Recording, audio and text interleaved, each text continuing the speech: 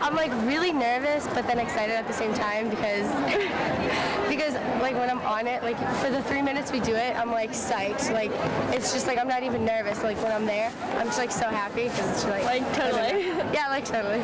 But I'm kind of nervous, but I think we'll do good because we're good. Are you kidding? I'm from Beverly.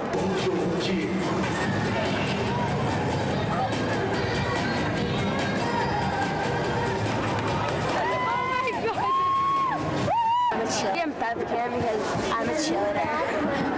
Like, oh my god, like, I'm a wannabe cheerleader. All-American cheerleader.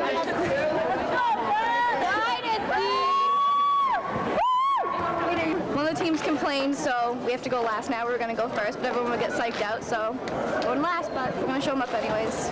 Beverly High School basketball cheerleading.